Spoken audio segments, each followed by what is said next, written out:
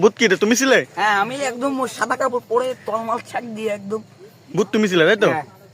ভূতের পাঠ করে তোমার কেমন লাগছে? আমার অসাধারণ, I am fine of the. তোমার অভিজ্ঞতা শেয়ার করো। আমি এরকম মনে হয় আরো 2-3 বছর ধরে করছি। আমাকে একটা ভিডিওর জন্য 1 লাখ করে টাকা দেওয়া হয়। এখানে ছোটখাটো ভিডিও তো আমি করি না। আচ্ছা যাই হোক, খুব মজা করলো। 1 লাখ করে টাকা দেওয়া হয় না ব্যাপারটা। আর এরা সবাই ভূতের শুটিং শেষ হলো।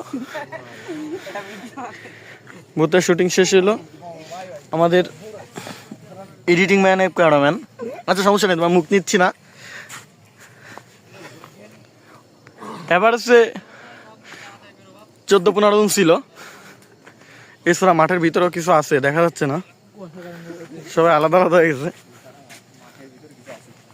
মাঠের ভিতরেও কিছু মানুষ আছে, তারা ওই যে আসতেছে, ওই একজন ওই যে আলো জ্বলতেছে।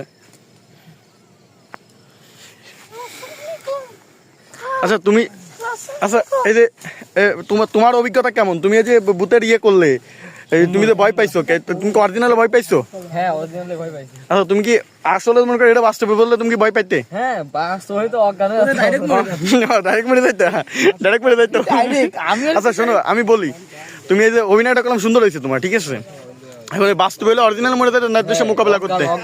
মোকাবেলা শুনেন আমার কথা শুনবেন। আমি হলি ডাইরেক্ট হাসপাতাল ভর্তি করে ভয়ের অক্সিজেন দিতে। আচ্ছা মানে তুমি এরকম মোকাবেলা পরিস্থিতি শিকার সামনে হতে চাও না? হতে চাই না কখনো এরকম পরিস্থিতি শিকার হতে চাও না। আচ্ছা তোমার বেঁধে ছাড়া হবে, ইয়া করিস না, ওই কথা বলিস না, সব জানে যাবে। আচ্ছা তুমি মনে করো এটা দেবে করলে, এরকম যদি কোনোদিন পরিস্থিতি হয় সেদিন কি করবা?